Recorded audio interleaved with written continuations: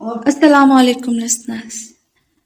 Novel نیم تیری گلیوں میں بائے فروا خالد. ایپیسوڈ 5.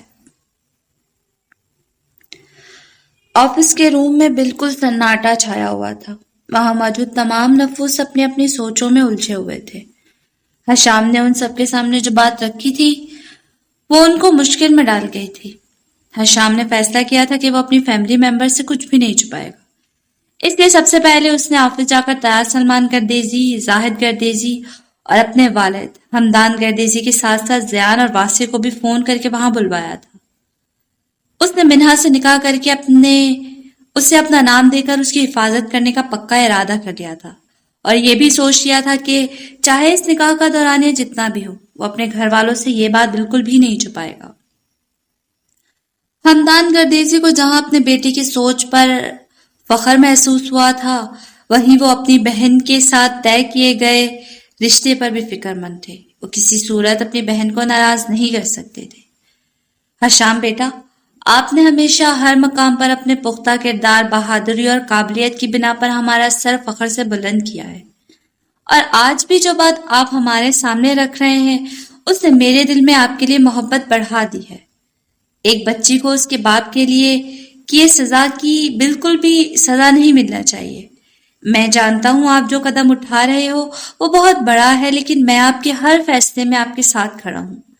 سلمان گردیزی نے اپنا فیصلہ سنا دیا تھا، جسے سن کر حشام کو بہت خوشی ہوئی تھی. لیکن بھائی صاحب، ساحرہ کو کیا جواب دیں گے ہم؟ فائقہ ہمارے گھر کی بچی ہے، ہم اس کے ساتھ غلط نہیں کر سکتے. حمدان گردیزی ایک اسی وجہ سے انکاری تھی.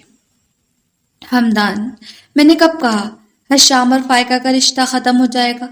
فائقہ ہی ہمارے گھر کی بہو بنے گی. حشام اس بچی سے یہ نکاح صرف اور صرف اسے ان درندوں سے بچانے کے لیے کر رہا ہے، اور اس نکاح کی حیثیت صرف کاغذی ہی ہوگی. سلمان گردیزی کی بات آج پہلی بار حمدان گردیزی کو مطمئن نہیں کر پائی تھی.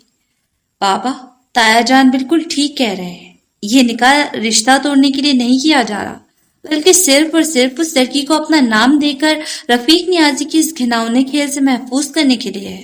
جیسے ہی رفیق نیازی کی گرفتاری ہو جائے گی اور منہا اس خطرے سے باہر آ جائے گی، ہمارا یہ نکاح ختم ہو جائے گا. اور یہ ساری باتیں میں نکاح سے پہلے اس سے ڈسکس کروں گا. حشام کی بات سن کر حمدان گردیزی کسی حد تک راضی ہو چکے تھے، لیکن کسی بچی سے نکاح کر کے اسے بعد میں ختم کرنا، یہ بات ان جیسے نرم اور حساس دل کے مالک کو بالکل بھی اچھی نہیں لگ رہی تھی. جی مامو جان، میں بھی حشام کے اس فیصلے میں اس کے ساتھ ہوں. وہ لڑکی اس وقت بہت مشکل میں ہے، اور اگر اس طرح اس کی مدد ہو سکتی ہے تو مجھے نہیں خیال اس میں کچھ غلط ہے. وہاں سے بھی کھلے دل سے اس فیصلے پر راضی تھا. زاہد گردیزی اور زیان تو ویسے ہی حشام کے ہر فیصلے میں اس کی سپورٹ کرتے تھے، انہیں بھلا کیا اعتراض ہو سکتا تھا. حشام ان سب کو شام کو ہی نکاح کا ٹائم بتا کر وہاں سے نکل آیا تھا. وہ اب یہاں سے سیدھا اپنی ماں کے پاس جانا چاہتا تھا. وہ ان سے کبھی کوئی بات نہیں چھپاتا تھا، پھر یہ تو ایک بہت بڑا قدم تھا. ابھی وہ گاڑی میں آ کر بیٹھا ہی تھا جب اپنے ماتحت کی بتائی گئی خبر پر حشام کا دل چاہا تھا رفیق نیازی کو ابھی اسی وقت چیر کر رکھ دے. رفیق نیازی نے حشام کی شہباز کی گرفتاری کی کچھ چھپا کر رکھی تھی. گرفتاری کی چھپا کر رکھی گئی خبر نیوز چینلز اور سوشل میڈیا پر پھیلا دی تھی، اور ساتھ ہی منہا کے ساتھ اپنے نکاح کی خبر بھی پھیلا دی تھی. حشام گردیزی کو شائستہ بیگم کو اس بارے میں ساری حقیقت سے آگاہ کرنے کا کہتا ہے جلدی سے ڈرائیونگ کر کے منہا کے پاس فلیٹ پر پہنچا تھا، مگر وہاں پہنچ کر وہی ہوا تھا جس کا اسے ڈر تھا. منہا ایل سی ڈی آن کیے ساکت سے بیٹھی بار بار اسکرین پر چلتی ایک ہی بریکنگ نیوز پر نظریں گاڑے بیٹھی ہوئی تھی، جہاں اب حشام کی تصویر کے ساتھ فخر سے یہ بتایا جا رہا تھا کہ اس نے کتنی بہادری اور قابلیت سے شہباز خان جیسے خطرناک مجرم کو گرفتار کیا تھا، اور ساتھ ہی اپنے حوالے سے خبر سن کر اس کا دماغ چکرا رہا تھا. منہا اتنے صدمے میں تھی کہ حشام کی آہٹ بھی محسوس نہیں کر پائی تھی، یہاں تک کہ حشام اس کے سامنے صوفے پر آ بیٹھا تھا. منہا، آج پہلی بار حشام نے اسے نام سے پکارا تھا. حشام کو منہا سے اس وقت بہت ہمدردی محسوس ہو رہی تھی. وہ بے قصور ہوتے ہوئے بھی سزا بھگت رہی تھی. حشام کی غمگین آواز منہا کے کانوں سے ٹکرائی تو وہ اجنبی نظروں سے اس کی جانب دیکھنے لگی تھی. آنکھوں سے آنسو ختم ہونے کا نام ہی نہیں لے رہے تھے. اس کو ابھی تک یقین ہی نہیں آ رہا تھا کہ اس کے بابا ایسا کر سکتے ہیں. اسے یہی لگ رہا تھا کہ یہ سب اس کے بابا کے خلاف سازش کی جا رہی تھی، مگر یہ خبر سن کر کہ شہباز خان خود ہی اپنے گناہوں کا اعتراف کر چکا ہے، اس بات نے اسے توڑ کر رکھ دیا تھا. رفیق نیازی جھوٹ بول رہا ہے، میرا نکاح نہیں ہوا اس سے، میں تو جانتی بھی نہیں ہوں اسے کہ وہ کون ہے. پلیز مجھے اس کے پاس نہیں جانا.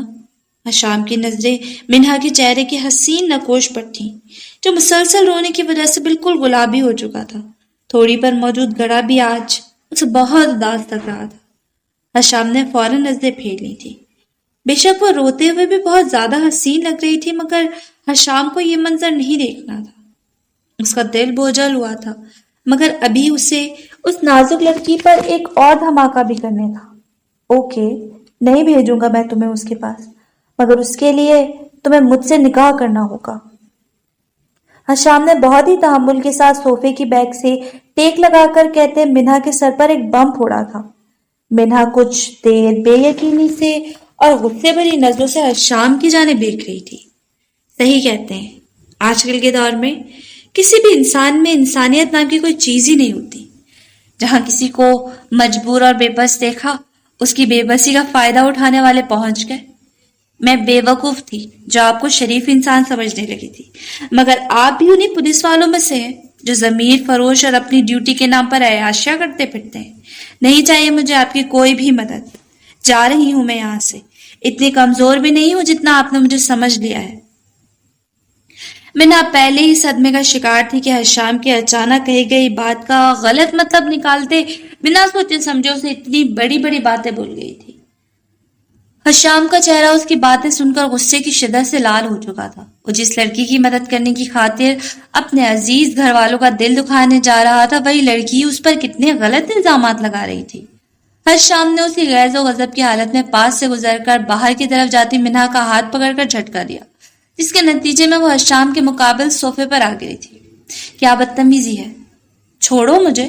منہا نے حشام کی گرفت سے ہاتھ چھڑوانے کی کوشش کرتے اس کی ہتھیلی پر بہت زور سے کاٹ دیا تھا. اس کی چنگلیوں والی حرکت پر حشام نے اسے چھوڑنے کے بجائے دوسرا ہاتھ بھی پکڑ کر قابو کرتے اس کی کمر صوفے کے ہیڈ سے لگا دی تھی. تم ایک نمبر کی بدتمیز اور جنگلی ہو، اور عقل نام کے لفظ سے تو لگتا ہے کبھی تمہارا واسطہ ہی نہیں پڑا. میں نے تمہیں نکاح کرنے کو بولا ہے، تمہارے ساتھ رات گزارنے کی آفر نہیں کی تمہیں، جس پر تم اتنا اوور ریئیکٹ کر رہی ہو. نکاح کرنا کہاں کی عیاشی ہے؟ حشام منہا کی آنکھوں میں جھانکتا ایک ایک لفظ چبا چبا کر بولا تھا، جس کے اس کے اتنے صاف اور بے باک الفاظ پر منہا شرم اور خفت کے مارے لال ہو چکی تھی. مجھے کوئی شوق نہیں ہے تم سے نکاح کرنے کا اور تمہیں یہاں رکھنے کا. یہ سب میں صرف انسانیت کے ناطے اور تمہارے باپ کے بار بار فریاد کرنے پر کر رہا ہوں. رفیق نیازی سب کے سامنے تمہیں اپنی منکوہا ثابت کر کے لے جانا چاہتا ہے. تمہیں اس گھٹیا شخص کی سازشوں سے بچانے کے لیے میں نے تم سے نکاح کرنے کا فیصلہ کیا ہے، جو میں چھپ کر یا خفیہ طور پر نہیں کروں گا، بلکہ میری فیملی کے تمام معزز لوگ اس میں شریک ہوں گے. اس نکاح کی اہمیت صرف ایک کاغذی رشتے سے زیادہ کچھ نہیں ہوگی. نہ ہی تمہارا مجھ پر کوئی حق ہوگا، نہ میرا تم پر. یہ سارا معاملہ ختم ہوتے ہی نکاح بھی ختم ہو جائے گا. حشام منہا کو اچھے سے باور کراتا، اپنے گرفت سے آزاد کراتا اس کے پاس سے اٹھ گیا تھا، کیونکہ اس لڑکی نے ہمیشہ کی طرح اس کا موڈ سخت آف کر دیا تھا. حشام نہیں جانتا تھا کہ جتنی بڑی باتیں وہ بول رہا ہے، آگے چل کر وہ ان سب باتوں پر قائم رہ بھی سکے گا یا نہیں. آج شام 7 بجے ہمارا نکاح ہے، اور اب دوبارہ اپنی احمقانہ سوچوں پر عمل کر کے مزید کوئی فضول گوئی کرنے کی کوشش مت کرنا. اب کی بار میں برداشت نہیں کروں گا. کردے لہجے میں کہتا حشام اپنے روم کی جانب بڑھ گیا تھا. منہا روتے ہوئے سر پکڑتے وہیں بیٹھے خود کو ملامت کرنے لگ گئی تھی. اس شخص کو کتنا غلط سمجھ رہی تھی جو اس کی اتنی مدد کر رہا تھا. واقعی اس بندے کے سامنے آتے وہ ہمیشہ اوٹ پٹانگ کی بولتی تھی، ورنہ کبھی کسی اور کو آج تک اس نے اتنی باتیں کبھی نہیں سنائی تھی. جس بندے کے پاس وہ اتنے دنوں سے قید تھی، جو آرام سے اس کا فائدہ اٹھا سکتا تھا، اس پر بے وقوفی میں وہ کیا کیا الزام لگا گئی تھی. منہا کو اپنی الفاظ کی سنگینی کا فوراً احساس ہوا تھا. اس کا غصہ ایسا ہی تھا جو جتنا جلدی آتا تھا اس سے بھی کہیں زیادہ جلدی اتر جاتا تھا. غلطی کا احساس ہوتے ہی چند سیکنڈز میں ہی وہ نارمل ہو جاتی تھی۔ اس نے ایک نظر بند کمرے پر ڈالی تھی مگر وہ چاہ کر بھی وہاں جانے کی ہمت نہیں کر سکی تھی۔ اسے اس وقت حشام سے بہت ڈر لگ رہا تھا۔ ایل سی ڈی پر ابھی بھی وہی نیوز چل رہی تھی۔ منہا کو اپنا سر درد سے پھٹتا محسوس ہو رہا تھا، لیکن دل کا درد سر درد سے بہت زیادہ تھا جو اسے اپنے قریبی اکلوتے خونی رشتے سے ملا تھا۔ اس کے پاپا جانی جو اس کا فخر تھے، اس کے آئیڈیل تھے، انہوں نے اسے کہیں منہ دکھانے کے لائق نہیں چھوڑا تھا۔ اس کا سر ہمیشہ کے لیے جھکا گئے تھے۔ منہا کے آنسو ایک بار پھر جاری ہو چکے تھے۔ جو بھی تھا، وہ جتنے بھی برے تھے، مگر اس کے پاپا تھے جن میں اس کی جان بستی تھی۔ یہ درد، یہ صدمہ اس کے لیے بہت بڑا تھا۔ شام کے کہنے پر زیان نے فاریہ کو منہا کے لیے بلوایا تھا۔ گردیزی بلا کی خواتین میں سے کسی کو بلوانا اس نے مناسب نہیں سمجھا تھا۔ فاریہ نے منہا کو ہلکا پھلکا تیار کرنے کا اصرار کیا تھا، مگر منہا کے دو ٹوک انکار پر فاریہ خاموش ہو گئی تھی۔ اپنوں کی موجودگی میں حشام نے منہا کے تمام جملہ حقوق اپنے نام لکھوا لیے تھے، جو بقول حشام کے صرف کاغذی تعلق تھا۔ منہا نکاح پر سائن کرتے ٹوٹ کر بکھری تھی۔ جس دن کے لیے اس کے پاپا جانی نے نہ جانے کتنے خواب دیکھے تھے، آج انہی کی وجہ سے اس کا نکاح بھی چھپ کر چوروں کی طرح کیا جا رہا تھا۔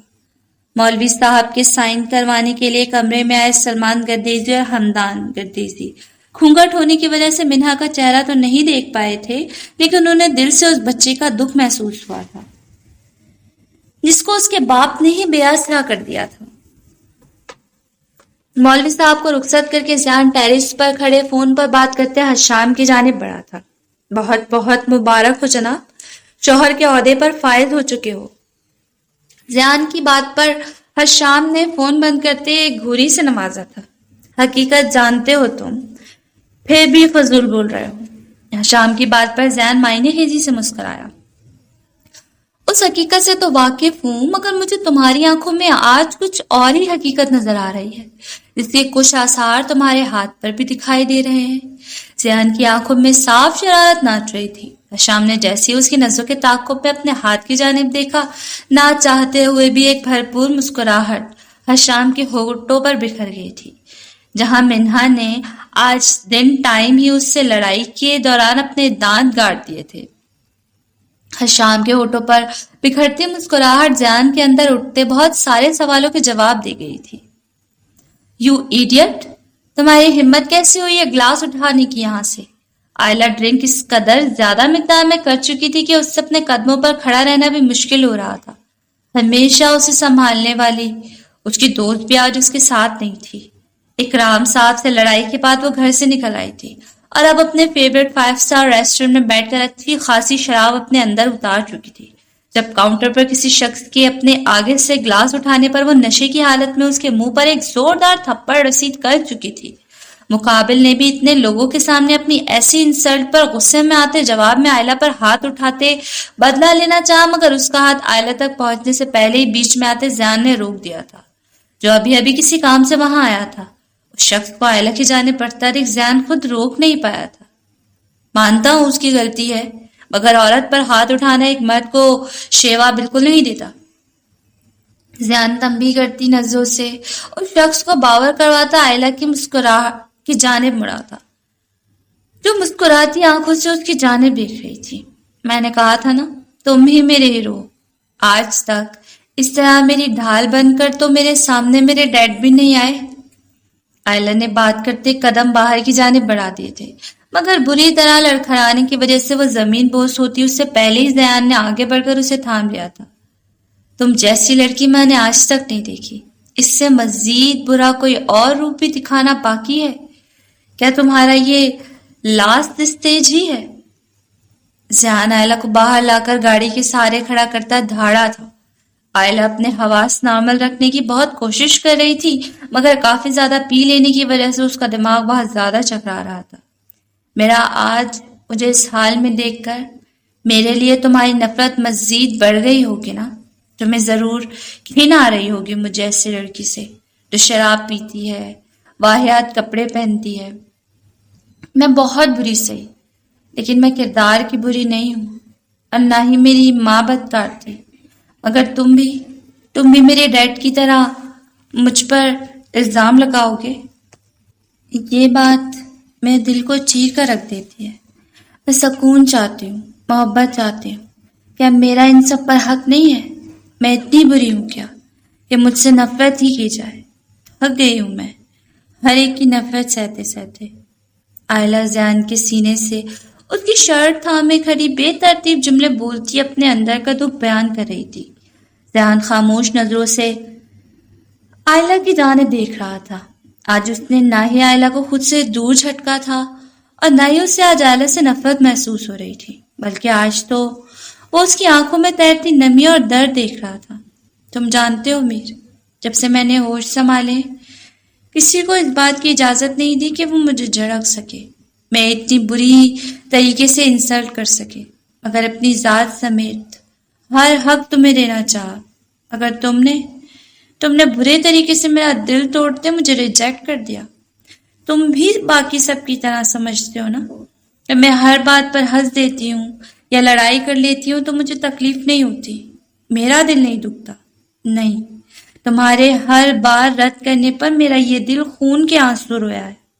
میری محبت سچی ہے میر، مگر اب میں مزید خود کو تمہارے آگے بے مول نہیں کروں گی۔ آئلہ زیان پر ایک بھرپور محبت بھری نگاہ ڈالتی وہاں سے نکل آئی تھی۔ زیان کتنے ہی لمحے اپنی جگہ پر اسی پوزیشن میں کھڑا رہا تھا۔ وہ اس لڑکی اور اس کی باتوں سے بالکل بھی افیکٹ نہیں ہونا چاہتا تھا، مگر آج یہ لڑکی کہیں نہ کہیں اس سے افیکٹ کر گئی تھی۔ نہ یہ لڑکی میرے ٹائپ کی ہے، جان بوجھ کر مجھے ایسی باتیں بول کر گئی ہے، بہت تیز ہے یہ، ایسی لڑکی میرا چوائس کبھی نہیں ہو سکتی۔ زیان نے اپنے اندر سے اٹھتی کمزور سی آواز کو بری طرح چھٹکتے حیدر صاحب کا نمبر ملا دیا تھا۔ بابا، آپ جو لڑکی میرے لیے پسند کر چکے ہیں اس کے ساتھ اس ویک کے اندر میری انگیجمنٹ رکھ دیں، مجھے کوئی اعتراض نہیں ہے۔ اتنی رات کو اس طرح زیان کی ایسی بات کہنے پر حیدر صاحب نے حیرت سے موبائل کان سے ہٹا کر اسکرین پر جگمگاتے زیان کے نمبر کو گھورا تھا۔ زیان، کیا ہوا؟ اتنی بھی کیا جلدی؟ ابھی تو تم نے اس لڑکی کو دیکھا بھی نہیں ہے۔ حیدر صاحب کو سمجھ ہی نہیں پائے تھے۔ بابا، جو میں نے کہہ دیا ہے وہی ہوگا، میری انگیجمنٹ ہوگی اور وہ بھی اسی ویک۔ زیان ان کی کوئی بھی بات سنے بغیر فون بند کر چکا تھا۔ جب آگے قدم بڑھاتے اسے اپنے شوز کے پیچھے کچھ فیل ہوا تھا۔ پاؤں ہٹا کر جھک کر اس نے نیچے پڑی چین اٹھا لی تھی جو بہت ہی نازک اور خوبصورت تھی، اور اس میں چمکتا پینڈنٹ مزید اس کی دلکشی میں اضافہ کر رہا تھا۔ زیان نے اسے آج ہی آئلہ کی گردن میں دیکھا تھا۔ کچھ پل دیکھنے کے بعد زیان نے کچھ سوچتے اٹھا کر اسے اپنے پاکٹ میں رکھ لیا۔ نکاح کے بعد سب لوگ واپس جا چکے تھے، منہا اپنے کمرے میں ہی بند تھی۔ ہر شام ان سب کو رخصت کر کے اپنے کمرے کی جانب چلا گیا تھا۔ اسے منہا کی دن کی گئی باتوں پر اچھا خاصا غصہ تھا، اس لیے وہ اس سے کوئی بات نہیں کرنا چاہتا تھا۔ فاریہ سے کہہ کر اس نے کھانا منہا کو کھلوا دیا تھا۔ ہر شام بیڈ پر لیٹا چینل سرچنگ پر مصروف تھا جب اس سے دروازے پر ہلکی سی دستک سنائی تھی۔ کم ان۔ حشام کی آواز سنتے منہا مرے مرے قدموں سے آگے بڑھی تھی۔ حشام کو بیڈ پر لیٹا دیکھ اس کی نظریں جھکی تھی۔ مجھے بات کرنی ہے آپ سے۔ حشام کے یکساں نظر انداز کرنے پر منہا کو خود ہی اس کی توجہ اپنی جانب دلوانی پڑی تھی۔ بولو، سن رہا ہوں۔ حشام اب ٹی وی کے ساتھ ساتھ موبائل پر بھی مصروف ہو چکا تھا۔ اس کے اس طرح ایٹیٹیوڈ دکھانے پر منہا نے نظریں اٹھا کر اسے گھورا تھا۔ وہ اپنی غلطی کا احساس ہوتے ہی بہت شرافت کے ساتھ اور بہت ہی ہمت جمع کر کے حشام سے اپنی فضول باتوں کی معافی مانگنے آئی تھی، لیکن حشام کا اس طرح اگنور کرنا اسے بالکل بھی پسند نہیں آ رہا تھا۔ کوئی بات نہیں کرنی مجھے، منہا روٹ کر منہ بنا کر کہتی وہاں سے پلٹی تھی۔ منہا نے آج تک اپنا یہ انداز صرف آئلہ اور اپنے پاپا کو ہی دکھایا تھا، اپنے جانے کیوں وہ حشام کے ساتھ بھی ایسے ہی بہیو کر رہی تھی۔ رک جاؤ وہیں پر، اور جو بات کہنے آئی ہو وہ پوری کرو۔ حشام موبائل بیڈ پر پھینکتا سخت لہجے میں منہا سے مخاطب ہوا تھا۔ جب آپ میری بات سننا ہی نہیں چاہتے تو میں کیا بولوں؟ مجھے نہیں کرنی آپ سے کوئی بات۔ اب منہا کا موڈ خراب ہو چکا تھا، اس لیے بنا حشام کی بات مانے وہ باہر کی جانے پڑی، جس پر حشام بیڈ سے اٹھتا ایک ہی جس میں منہا تک پہنچا۔ اس کے دروازہ کھلنے سے پہلے ہی اس کا بازو پکڑ کر اس کی بیگ دروازے سے ٹکا چکا تھا۔ منہا نے اس اچانک افتاد پر گھبراتے حشام کی جانب دیکھا تھا۔ یہ اتنے نخرے مجھے دکھانے کی ضرورت بالکل بھی نہیں ہے، جو کہنے آئی تھی وہ بولو گی یا میں اپنے طریقے سے بلواؤں؟ حشام منہا کے ارد گرد اپنے دونوں بازو ٹکا کر اسے مکمل طور پر اپنے حصار میں لیے اس پر جھکا ہوا تھا۔ اس کے اس طرح قریب آنے پر منہا کی دھڑکنیں تیز ہوئی تھی۔ کیا آپ ہر انسان کے ساتھ ایسی ہی روڈ اور سڑیل ہیں، یا میں ہی واحد انسان ہوں یہ رویہ سہنے کے لیے؟ منہا بنا اس کا حصار توڑتی سینے پر بازو باندھے اپنے ڈر کو سائڈ پر رکھتی بولی۔ اس کے انداز پر حشام اپنی بے ساختہ عمر ڈالنے والی مسکراہٹ روک گیا تھا۔ اسے نکاح کے بعد منہا کا یہ بدلا نڈر انداز اچھا لگ رہا تھا۔ نہیں، یہ صرف اسپیشل تمہارے لیے ہے۔ حشام کی نظر منہا کی تھوڑی پر موجود گھڑی پر تھی، تو اس وقت اسے خود سے روٹھا روٹھا سا لگ رہا تھا۔ منہا اس وقت حشام کے ہی لائے گئے لائٹ پرپل اور پیرٹ کلر میں بہت ہی خوبصورت لگ رہی تھی۔ اس کی رونے سے سوجی ہوئی آنکھوں میں گلابی ڈورے نمایاں تھے۔ میں آپ سے دن میں بولے گئے الفاظ پر معافی مانگنے آئی تھی، مجھے اتنا غلط نہیں بولنا چاہیے تھا۔ آپ اتنے برے بھی نہیں ہیں۔ منہا کی نظریں جھکی ہوئی تھی، وہ بہت ہی نرم دل کی مالک تھی۔ کسی کو سخت الفاظ بول کر یا ہرٹ کر کے وہ خود ہی بے چین رہتی تھی۔ ابھی بھی اسے شام سے یہ بات سکون نہیں لینے دے رہی تھی کہ اس نے حشام کا احسان مند ہونے کے بجائے اس پر اتنے فضول الزام لگا دیے تھے۔ مطلب برا ہوں۔ حشام کو اس صاف گوشت سی لڑکی سے بات کرنا اچھا لگ رہا تھا۔ اس سے پہلے کہ منہا کوئی جواب دیتی، حشام کی کال آ جانے سے وہ خاموش ہوئی تھی۔ حشام بنا اپنی جگہ سے ہٹا وہیں کھڑا کال پر بات کر رہا تھا۔ شاید وہ ابھی منہا کو جانے دینے کے موڈ میں نہیں تھا، اور منہا کو بھی اس سے ایک بہت اہم بات کرنی تھی، اس لیے وہ بھی خاموشی سے کھڑی رہی تھی، اور غیر ارادی طور پر اس کی نظر حشام کے خوبرو چہرے پر ٹک گئی تھی۔ کھڑی، مغرور ناک، احمری لب، روشن پہچانی، جس پر چمکتا ایک بہت ہی خوبصورت سا دل۔ منہا نے فوراً نظر جھکا لی تھی۔ اسے لگا تھا اسے مزید کچھ دیر اس نے ایسے ہی پولیس والے کی جانب دیکھا تو کچھ گڑبڑ نہ ہو جائے، کیونکہ آج اس طرح اس شخص کے قریب کھڑے ہو کر اس کا دل جس طرح سے دھڑک رہا تھا، اسے کہیں نہ کہیں خطرے کی گھنٹی بجتی محسوس ہو رہی تھی۔ حشام کی کال کچھ سے زیادہ ہی لمبی ہو رہی تھی، شاید کوئی ضروری بات کرنی تھی جس کی وجہ سے وہ منہا کے آگے سے ہٹ گیا تھا۔ حشام کے ہٹتے ہی منہا بھی جلدی سے وہاں سے نکل آئی تھی۔ اسے اپنی کیفیت کچھ ٹھیک نہیں لگ رہی تھی۔ میرے خدا، میں کیوں سوچ رہی ہوں اس شخص کے بارے میں جو میرا کچھ نہیں لگتا سوائے کاغذی رشتے کے؟ میں دل اتنا کمزور بھی نہیں ہے کہ اتنی جلدی کوئی شخص اس میں اتر جائے۔ نہیں، مجھے کچھ بھی نہیں سوچنا اس کے بارے میں۔ منہا چائے بناتی ساتھ ساتھ بڑبڑانے میں مصروف تھی۔ جب کچن کے دروازے پر آہٹ محسوس کرتی وہ پلٹی تھی۔ تمہیں مجھ سے کوئی بات کرنی ہے؟ حشام کو لگا تھا کہ وہ کچھ کہنا چاہتی ہے، اس لیے سوالیہ انداز میں اس کی جانب دیکھتے بولا، مجھے اپنے پاپا سے ملنا ہے۔ منہا ہاتھ کی انگلیاں مروڑتی نظر جھکا کر بولی، وہاں جانے میں بہت خطرہ ہے تمہیں۔ حشام کی بات پر منہا نے آنکھوں میں آنسو بھرے ملتجی انداز میں اس کی جانب دیکھا تھا۔ اسے اپنے پاپا سے ہر حال میں ملنا تھا۔ وہ نہیں چاہتی تھی کہ انہیں آخری بار بھی نہ دیکھ پائے۔ اس میں اب رونے کی کیا بات ہے؟ ہر بات میں رونا لازم ہے کیا تمہارا؟ لے جاؤں گا، میرے ہوتے اب کوئی تمہارا بال بھی بیکا نہیں کر سکتا۔ حشام مضبوط لہجے میں منہا کے چہرے پر خوف کی لہر دیکھ کر اس کو بہت کچھ باور کرواتا وہاں سے نکل گیا تھا۔ منہا آنکھوں میں آنسو اور چہرے پر مسکراہٹ سجائے حشام کی چوڑی پشت کو دیکھ رہی تھی۔ سڑیل تو ہے مگر اچھا بھی بہت ہے۔ بہت لکی ہوگی وہ لڑکی جس کی قسمت میں یہ شخص ہوگا۔ منہا نے اس لڑکی کی قسمت پر رش کیا جو پورے حق سے حشام کی زندگی میں داخل ہوگی۔ آئلہ شاور لے کر واش روم سے نکلتی ڈریسنگ ٹیبل کے سامنے آ کر کھڑی ہوئی تھی۔ رات کو بہت زیادہ پی لینے کی وجہ سے ابھی تک اس کا سر چکرا رہا تھا۔ رات کے بارے میں سوچتے اچانک اس کے دماغ میں جھماکا ہوا تھا۔ اوہ گاڈ، رات کو میر تھا میرے پاس اور میں اسے کیا کیا بولتی رہی۔ وہ میرے بارے میں کیا سوچتا ہوگا؟ اسے تو مجھ سے مزید نفرت ہو گئی ہوگی مجھے اس حال میں دیکھ کر۔ آئلہ کو صحیح سے ساری باتیں یاد تو نہیں تھی، مگر جتنی یاد تھی انہیں پر اسے بہت شرمندگی محسوس ہو رہی تھی۔ وہ ایک ایسے انسان کے سامنے جو پہلے ہی اسے حقارت بھری نظروں سے دیکھتا تھا کیسے اپنے بارے میں سب کچھ بتا سکتی تھی۔ آئلہ نے خود کو اچھی طرح کوستے ریموٹ اٹھا کر ٹی وی آن کیا تھا، لیکن سامنے چلتی نیوز دیکھ اس کے ہاتھ سے ریموٹ چھوٹ کر نیچے گرا تھا۔ او میرے خدا، یہ سب کیا ہے؟ منہا پر اتنی بڑی قیامت گزر گئی اور میں سمجھ رہی ہوں کہ وہ انکل کے ساتھ کہیں ٹرپ پر گئی ہوئی ہے۔ منہا کی تکلیف کا سوچتے آئلہ کو اپنا دل پھٹتا محسوس ہوا۔ وہ کیسے منہا کے حوالے سے اتنی بے خبر ہو سکتی تھی؟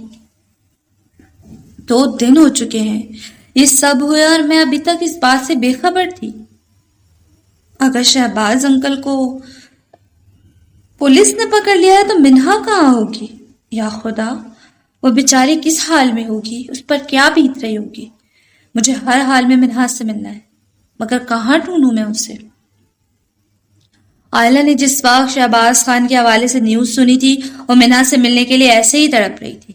یہ حرامی رفیق نیازی بڈھا میرے سامنے آئے تو میں اس کا وہ حال کروں گی کہ ساری زندگی یاد رکھے گا، میری معصوم دوست پر منقوہا ہونے کا دعویٰ کرے گا، بے غیرت کہیں کا۔ آئلہ کا بس نہیں چل رہا تھا رفیق نیازی اس کے سامنے اور وہ مار مار کر اس کا حشر بگاڑ دے۔ 1 منٹ، یہ پولیس والا یہ تو وہی ہے نا؟ اور اسی نے شہباز انکل کو گرفتار کیا ہے؟ یہ ضرور منہا کے بارے میں جانتا ہوگا۔ ہاں، میں اس کے پاس جاتی ہوں۔ یا اللہ، پلیز منہا جہاں بھی ہو خیر خیریت سے ہو۔ آئلہ جلدی سے اپنا پرس اٹھاتی پولیس اسٹیشن جانے کے لیے نکل آئی تھی۔ مجھے ایس پی حشام گردیزی سے ملنا ہے۔ انہیں کہا میں منہا شہباز کی دوست ہوں، مجھے بہت ضروری بات کرنی ہے ان سے۔ پولیس اسٹیشن میں داخل ہو کر آئلہ نے سامنے سے آتے اہلکار کو مخاطب کیا تھا۔ اس کی بات پر وہ اہلکار حشام کے آفس کی جانب بڑھ گیا تھا۔ سر، باہر ایک لڑکی آئی ہے جس کا کہنا ہے کہ وہ منہا شہباز کی دوست ہے اور آپ سے ملنا چاہتی ہے۔ ذیان سے بات کرتا حشام اہلکار کی بات سن کر چونکا تھا، مگر پھر کچھ سوچ کر اس لڑکی کو اندر بھیجنے کا آرڈر کیا اور ذیان کو ایکسکیوز کرتا صوفے سے اس کے پاس سے اٹھتے واپس اپنی سیٹ پر آ بیٹھا تھا۔ میں کم ان؟ آئلہ نے بہت ہی تمیز کا مظاہرہ کرتے اجازت مانگی تھی۔ یس۔ حشام کے سر ہلانے پر وہ اندر داخل ہوئی تھی، لیکن دوسرے صوفے پر بیٹھے ذیان کو نہیں دیکھ پائی تھی، جو اس کی آواز پر حیران ہوتا اس کی جانب متوجہ ہوا تھا۔ پیچ کلر کے سادہ سے سوٹ میں، بالوں کو جوڑے میں مقید کیے، دوپٹے کو اچھے سے کندھوں پر ڈالے، بنا میک اپ کے وہ سادہ سے حلیے میں ذیان کو بہت خاصا حیران کر گئی تھی۔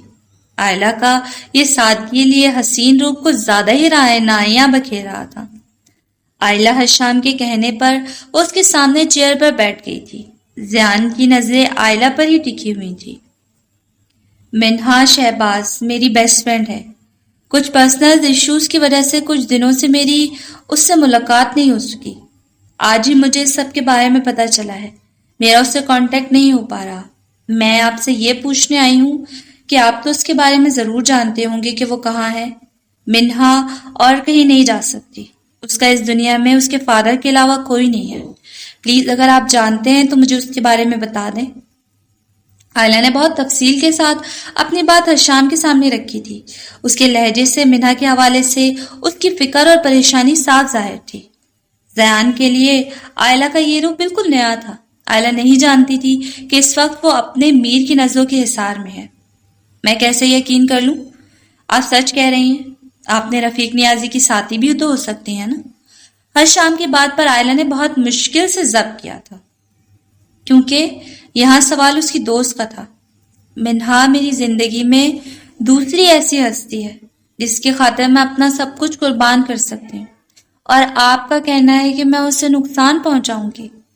آئلہ کی بات میں آنسو کی آمیزش شامل ہو چکی تھی۔ وہ منہا کے لیے بہت زیادہ پریشان تھی۔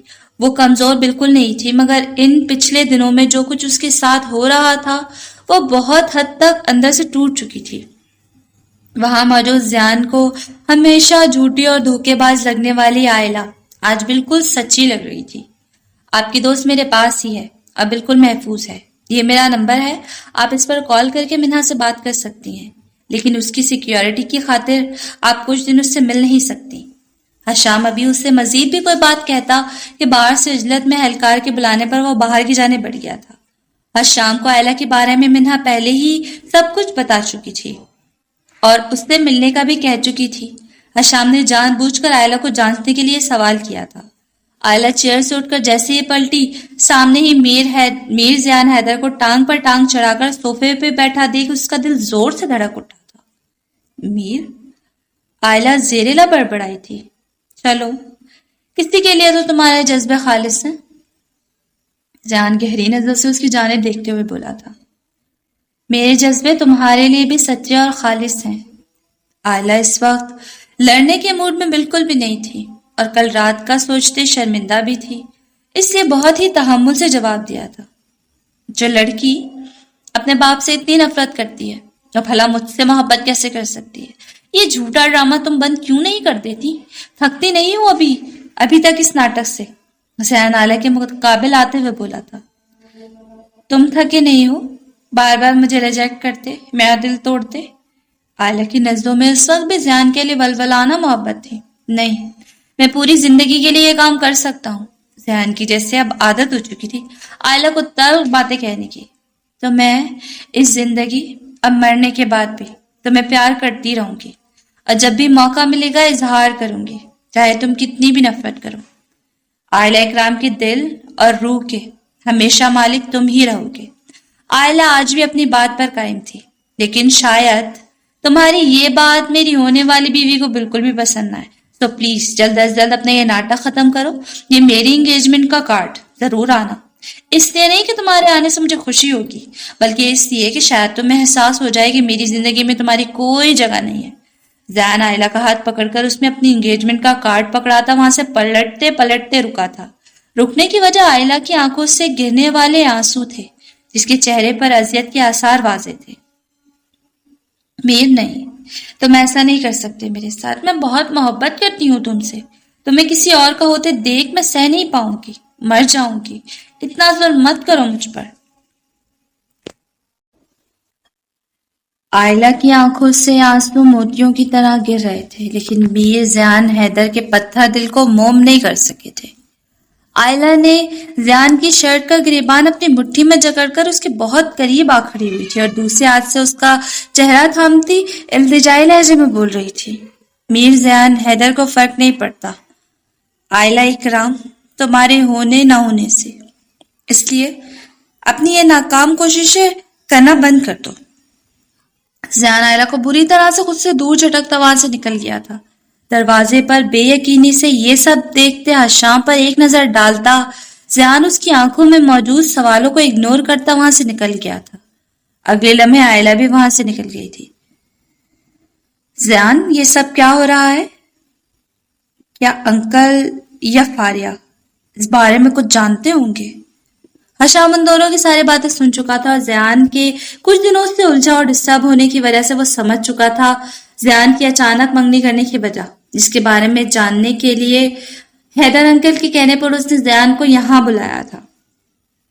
اس بارے میں سب سمجھ گیا تھا۔ منہا آج اتنے دنوں بعد پہلی بار حشام کے فلیٹ سے اس کے ساتھ ہی باہر نکلی تھی۔ آج وہ اپنے پاپا جانی سے ملنے جا رہی تھی، تو شاید اس کی ان سے آخری ملاقات بھی ہو سکتی تھی۔ یہ بات سوچ سوچ کر بار بار اس کی آنکھیں بھیگ جاتی تھی۔ یار، میں تمہیں تمہارے کہنے پر وہاں اس لیے لے کر جا رہا ہوں تاکہ تم اپنے فادر سے مل سکو۔ اس کا مطلب یہ نہیں کہ تم رو رو کر اپنی آنکھوں کا سارا پانی بہا دو۔ حشام کا منہا کا رو رو کر خود کو ہلکان کرنا اب اچھا خاصا تپا گیا تھا۔ میری آنکھیں ہیں، میں روں یا جو بھی کروں، آپ کو کیا پرابلم ہے؟ منہا کو بھی حشام کی ڈانٹ پر غصہ آ گیا تھا۔ اوکے، تو پھر میں گاڑی واپس کی جانب بڑھ رہا ہوں۔ رونا بند مت کرو تم۔ حشام سے اس کی آنسو نہیں دیکھے جا رہے تھے، اس لیے اس نے منہا کو چپ کروانے کے لیے دھمکی دی تھی۔ حشام کو غصے سے گھورتے منہا اپنے آنسو صاف کرتی چہرے دوسری جانب بڑھ گئی تھی۔ حشام اس کی ناراضگی دکھانے پر مسکرا دیا تھا۔ گیٹ کے اندر گاڑی لے جا کر حشام پہلے خود اترا تھا اور پھر منہا کی سائڈ پر آتے دروازہ کھولتے اس کی جانب ہاتھ بڑھا دیا تھا۔ मिन्हा खुद को बड़ी सी चादर में अच्छी तरह लपेट रखा था।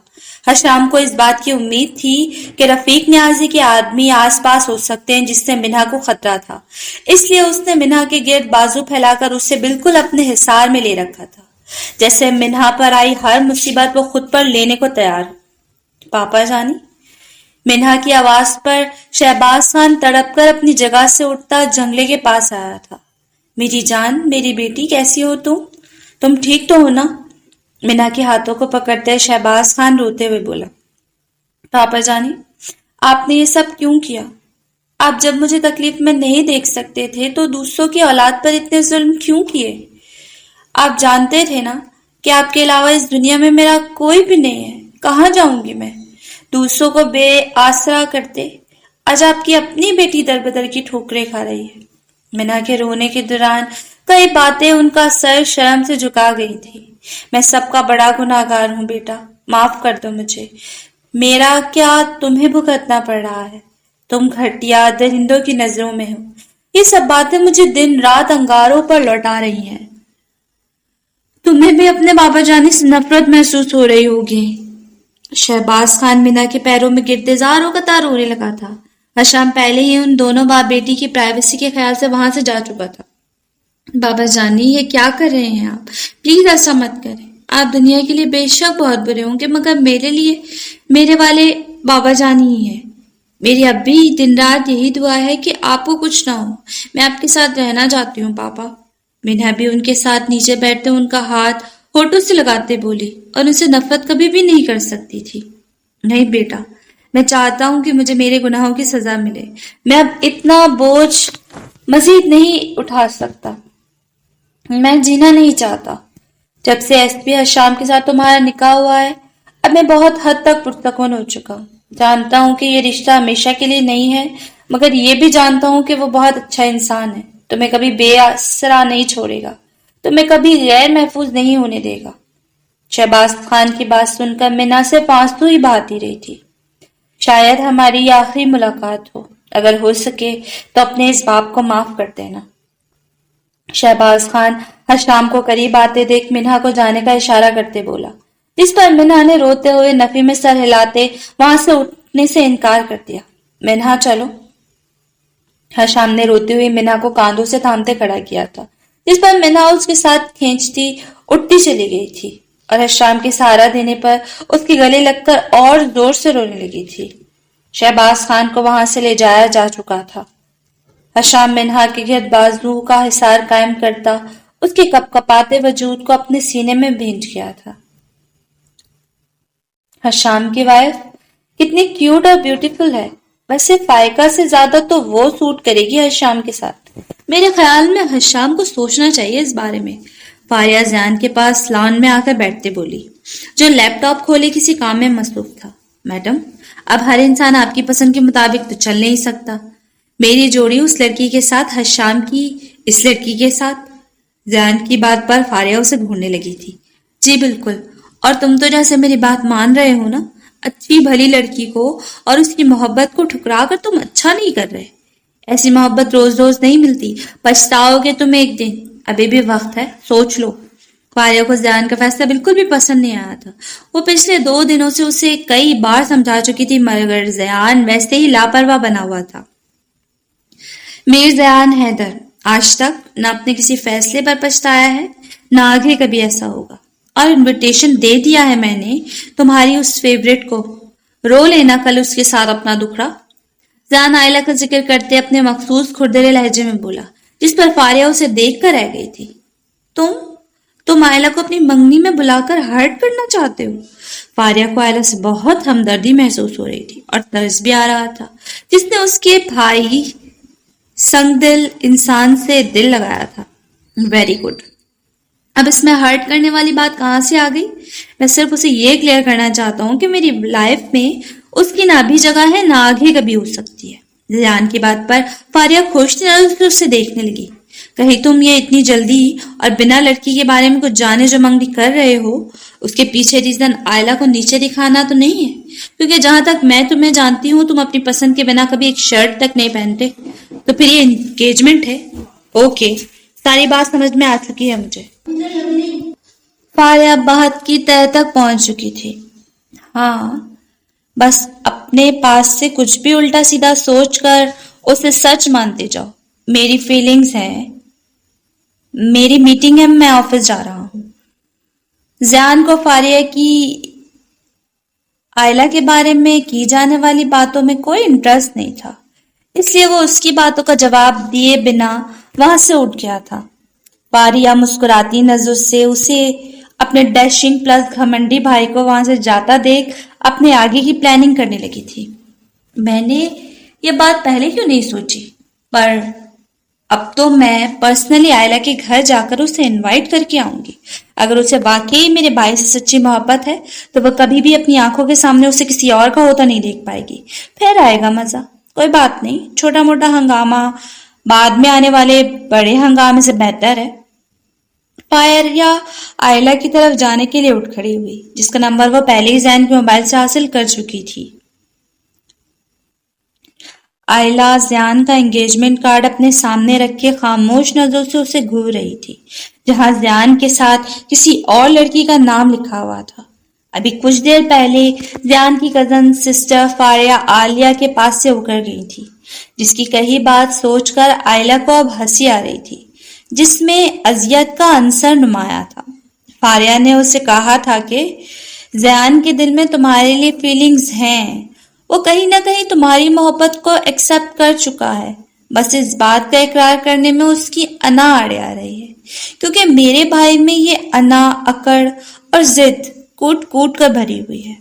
آئلہ کو لگ رہا تھا کہ پہلے زیان نے خود اس کے جذبات کا مذاق اڑایا ہے اور اب اپنی بہن کو بھیج دیا ہے اس کا مذاق بنانے کے لیے.